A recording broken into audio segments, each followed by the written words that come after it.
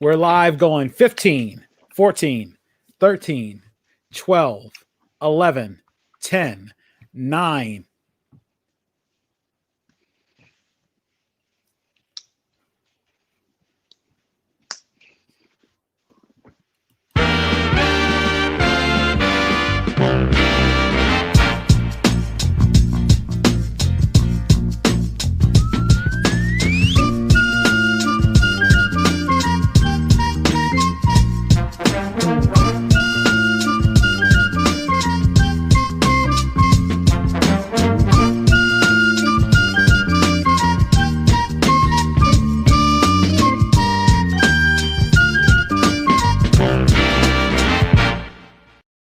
The New York Yankees are in a race for the wild card spot in the American League, and it looks like it is a huge race with at least 5 teams going for 1 or 2 spots, really, when you think about it. I'm Earl Holland, and this is my guest here to talk about the New York Yankees. You know him as the multi-time, 15-time winner on Sports Jeopardy, and someone who's been on the podcast several times. This is Vinny Varadarajan. Vinny, I really appreciate you taking time out of your schedule to talk about the Yankees. I know that you have been a diehard Yankee fan, and I know it's got to be, I guess, stressing you out right now this season. Yeah, Earl, it's always great to be on. Thank you for having me, and I can speak for all Yankees fans. It's just been like ups and downs, and it's been. Well, I mean, the good news is Giancarlo Stanton is healthy again, so that's always good, I guess. But yeah, it's I don't know what to say. This is just like one of those seasons where you're just like so infuriating, and they, they're still in the thick of it. But yeah, it could be worse. I guess that's the best way to look at it. We could be the Orioles. No offense. Sorry, I had to go there. At least we're in it. Yeah, at this point, we're in it for the number 1 pick. If you're an Orioles fan, there's got to be some solace there, unless they find a way to let Arizona do Arizona things. But how did you become a Yankees fan? I'm going to be going under the assumption that being from New Jersey, that you just really were basically ingratiated into that whole Yankee fandom. Yeah, a couple of things like were the perfect storm. One being growing up back in the day, my family only got the cable channel to carry the Yankees and not the Mets.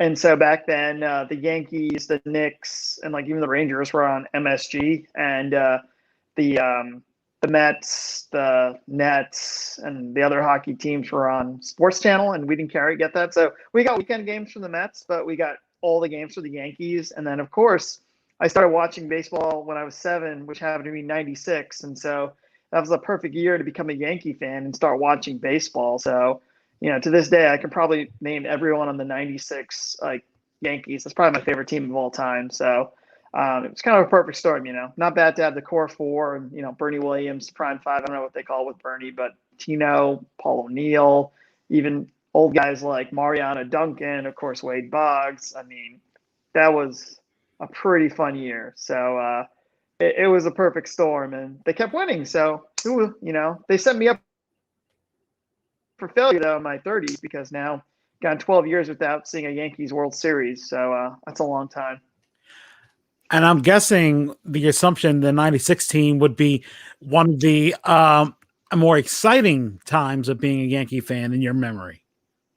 Yeah, I mean, it's pretty subjective, because I'm 7 years old and I don't really know what the hell is happening.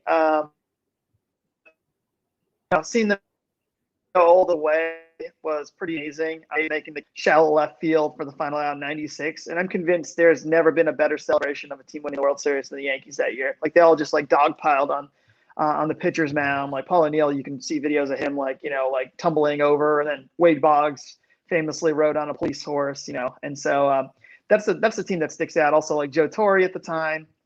Joe Torre was going through a lot of issues with his brother being in the hospital. So I'm sure every Yankees fans probably watched Yankeeography 60 billion times if they grew up in the 2000s on Yes Network. So that was a big year. So yeah, I mean, 98 was great too. 99, 2000, even the years they didn't win the World Series. Like, one of my favorite teams was probably 2005. They didn't win the World Series. They didn't even win They didn't even make it to the ALCS, but they were a team that no one gave them a chance. And with Joe Torre still at the helm, they were able to like win like 95 games and go to the playoffs with a really depleted roster. So, yeah, I mean, 96 is still going to be number one in my heart. Going into the season, I know everybody talks about 2020, the 16-team playoff, and the Yankees were able to clinch the 5th seed in the American League. To you, what were your expectations and thoughts going into this season, being able to, I guess, parlay that chance of winning, making a playoffs for another spot for the playoffs again? I mean, honestly, I thought it was World Series or bust. I thought that the Yankees and Tampa Bay would still be there. One team that I'm really pleasantly surprised to be doing so well and better than the Yankees at this point is Toronto. I mean, Toronto last year, I thought the benefit of a short 60-game season really benefited them. But, I mean, those young kids, man. I mean, Vlad, any other year, Vlad would have been the MVP this year. But, with Shohei Ohtani going two-way, he's unfortunately – he might win the Triple Crown and still not get MVP, which is insane. But, I didn't figure Boston to be back in it. And, Alex Cora being back, it's almost as if 2020 never happened. So it's a tough year. But the Yankees also have an ace in Garrett Cole. They brought back everybody pretty much. So I expected the Yankees to be in it. I didn't know if they were strong enough to win the division, but I thought like, hey, they can be there for game 163 in the wild card, which is they're right on schedule. But I mean, they have a 13-game winning streak, and it was 7 of 9, and then they had this infighting during the Subway Series. I mean, the irony is like the one guy who's really killing it for the Yankees is the guy who's like made of glass, Giancarlo Stanton. Like he's always been injured, and this year he's knock on wood, he's definitely healthy, and he is ripping the ball. I mean, you just don't want to pitch to him. So I think the Yankees are, in the words of the late Dennis Green, are where we thought they were. Was there a point where you were confident the Yankees were going to make the playoffs? Yeah, probably maybe the end of August. They were on a 13-game winning streak. They were killing it, and surprisingly, they had not won like 13 in a row since like 1961. The M&M boys, Whitey Ford, Roger Maris had 61. So that was really like, hey, this team has finally turned the corner. But then again, I probably just prefacing it into your next question.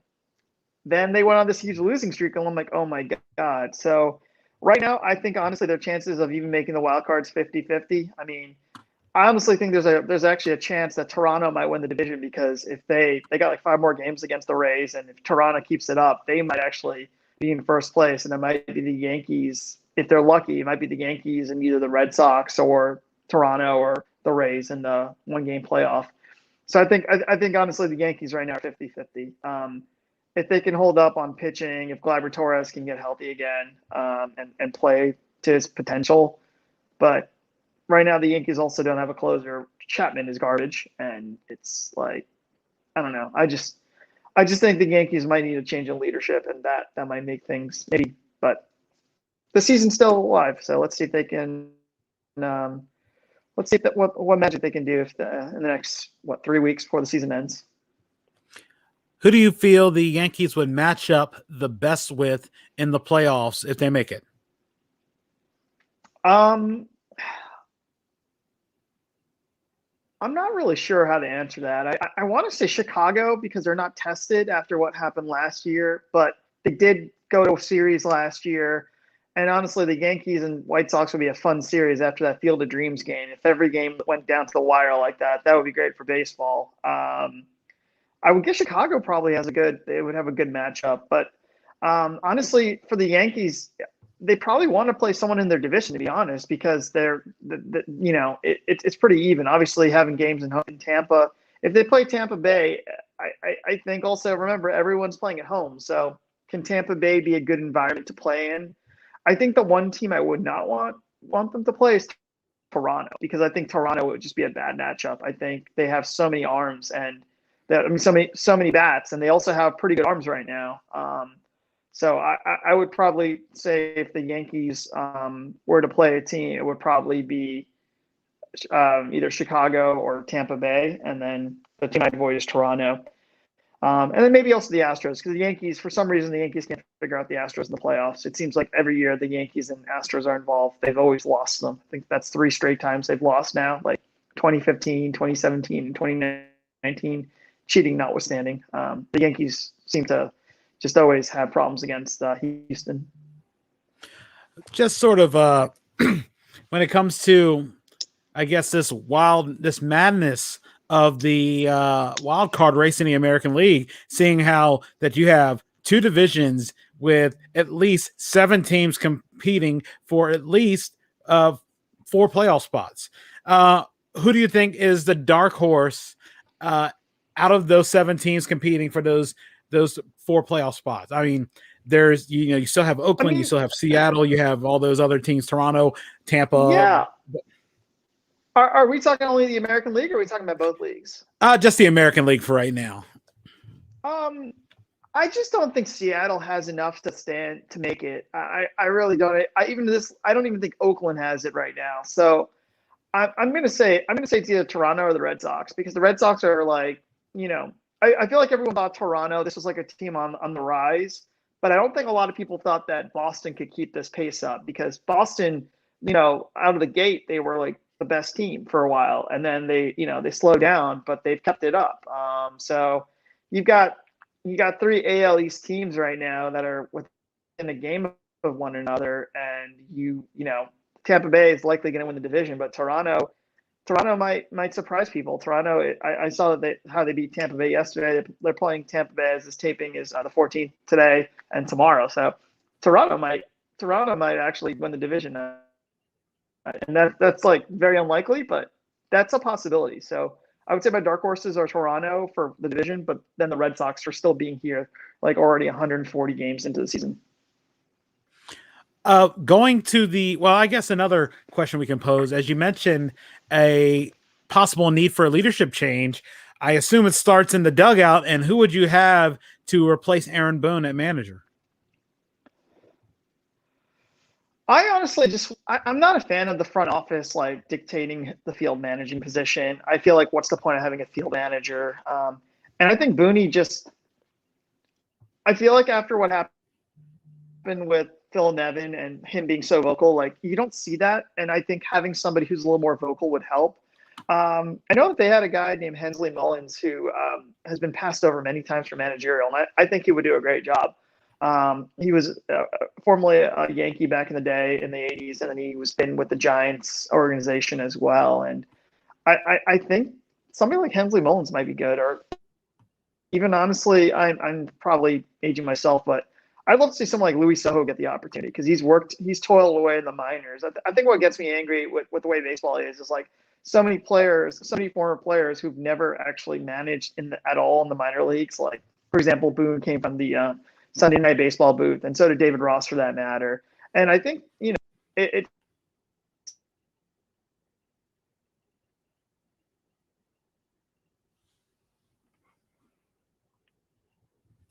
I think I might have lost your audio for a second.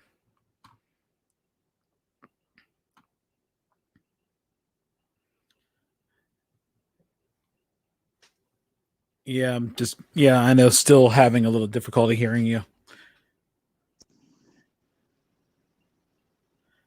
One sec. Okay. Sometimes with technical difficulties, that's what happens when you do stuff live. You just go with the punches. That's how it goes. Yeah, one sec. I can you hear me? Let's see. Oh yeah, I can hear you.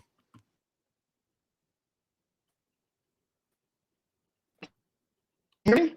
Oh yeah, I can hear you.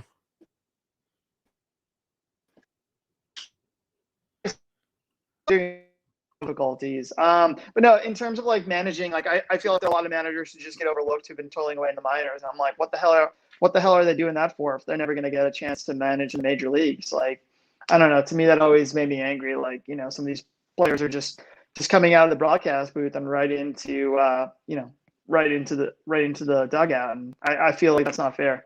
So I think there are a lot more candidates, and honestly, it's kind of interesting. The Yankees have never had a minority manager, which is a little surprising. Maybe it's not. I don't know, but I think it might be time for a change, and I think they would want to maybe hire a former Yankee who also has managed in the minor leagues or elsewhere. But it's a veteran group, so I can also see the need to get a veteran manager. But I'm hoping Yeah, I'm hoping there's a change. I don't think Boone's a bad guy. I just think he doesn't bring anything that changes. Like, he just, yeah. So probably someone a little more vocal. Yeah, I mean, who knows? I always keep thinking, oh, don't be surprised if Buck Showalter shows up in in the Bronx again. Oh, God. I mean, that would be kind of cool if he got a World Series after everything that happened. Like, they fired him in '95, and then Joe Torre took over, but he laid a lot of the foundation. I've always wanted, like, secretly too. I've always wanted Willie Randolph to manage again. I thought that he got a bad raw deal in New York with the Mets, and I was like, this is a guy who played for the Yankees for 13 seasons. I guess it's not going to happen. I think Willie's in his 60s and he's probably enjoying retirement. But I just thought, like, he got one opportunity, and it kind of like leans towards, like, in baseball where minorities don't seem to get the opportunities, or they don't get some of the opportunities that other players get, and that still makes me mad. I mean, I love baseball, but let's face it is not as diverse as it used to be. And maybe it is at the player level, but at the manager level, it's very tough. I mean, I keep going by what Adam Jones said about the lack of minorities and lack of black players. Looking at that, I mean, he wasn't lying about that. Even though now he's playing in 8%, 9% now. Yeah, and you could go back in 1994 and you could name at least a good 50 black players, not even counting Hispanic descent, not even counting, like I said, not counting Dominican players, not counting Puerto Rican players. Yeah, you can. Yeah, I could think of, like, there was like 6 on the Orioles at the time, and I just think of all the Yankees that were there. I'm kind of thinking about it. I'm always thinking of, like, Tim Anderson, maybe like the first player I'm thinking in my head. But yeah, it's not a lot. Aaron Hicks for the Yankees as well. But yeah, you're right. It's not a lot. Cedric Mullins. Baseball's touting. I find it ironic that baseball's touting it's the 50th anniversary of, like, the Pirates fielding an all minority team composed of blacks and Hispanics, and like 50 years later, it's like the amount of African Americans in baseball is so low.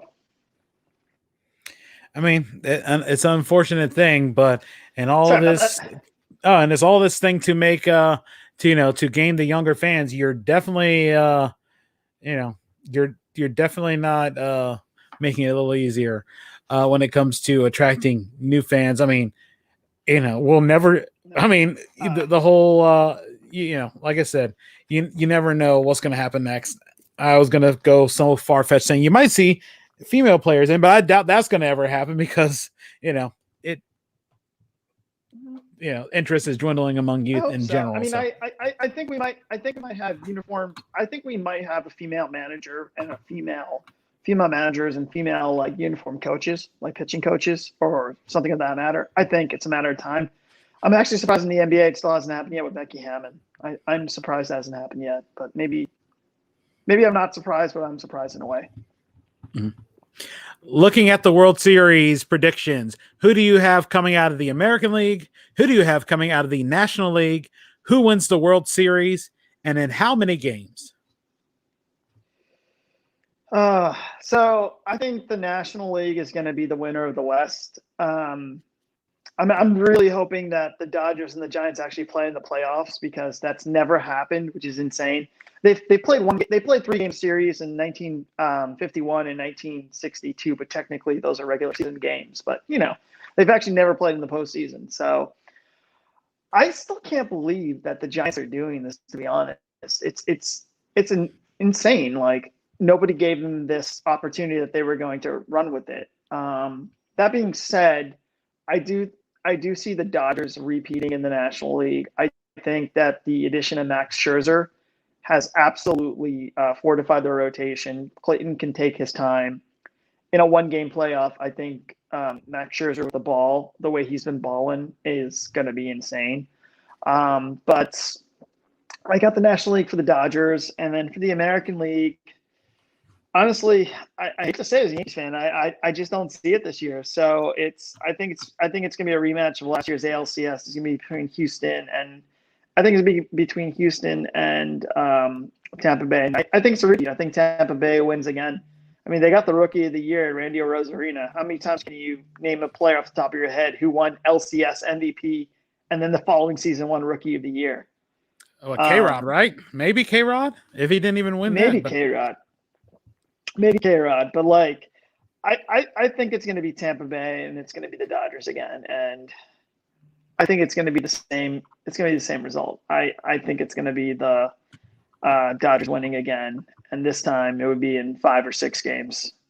So I'm not that original, but look, if I had a dark horse candidate, I would love to look. I'd love to see Cincinnati against Toronto in the World Series. I think that'd be fun. I'm sure nobody with MLB and ratings wants to see it. Yeah, I'd love to see new blood in the World Series, but I just think that the Dodgers are a well-oiled machine, and they have the pitching to get through the World Series, and the Tampa Bay, same thing. I think Kevin Cash learned his lesson too, so maybe that might flip the script, but I'm going to stick with the Dodgers.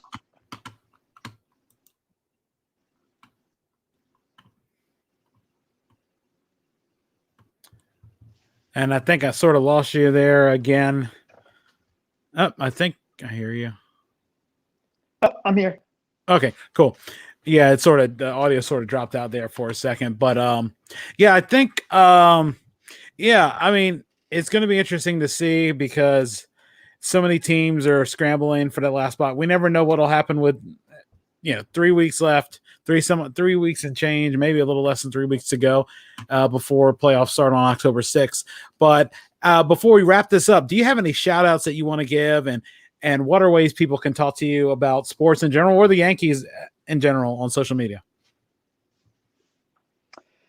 I guess Twitter. I'm not gonna lie, I've taken a break from social media completely, but I am at Exit 130 on Twitter.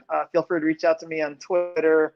It is nice to see some baseball. It's been but yeah, it's life's kind of crazy right now, but you can always reach out to me on Twitter at Exit 130. And so yeah. I do have a blog. I do have like a baseball cat blog that I swear I should update, but I have not updated it in a while. But I had a channel called Cap of the Week, like CAP, that showcases a different baseball hat. I think there's like 70 or so videos, but they haven't been uploaded in a while. So hopefully I'll be doing that in the future. But yeah, I'm looking forward right now to a great pennant race. There's a lot of races, I think, except for the central divisions. I think everything else is up for grabs. So who knows? Maybe the Mets will actually win the division too. You never know. Who knows? And we'll find that all out. For everybody who's been watching, I want to thank my guest, Vinny Varadarajan. And what we'll do, we'll talk a little more off air. But for everybody who's been watching, we'll definitely be back on Thursday where we'll be talking Mets with Brandon Burns and the Braves with David Krause, and we'll get those up as well. But again, as usual, I really appreciate you guys for tuning in to this live stream. Everybody who's been watching on Twitch, who's been watching on Facebook, who's been watching on YouTube as well. Really appreciate it. For everybody who's been watching, I am Earl Holland. We'll see you back here Thursday, definitely. We may have one on Wednesday. Definitely have some on the weekend. But for everybody who's been watching, thank you. Really appreciate it. And everybody, have a great night.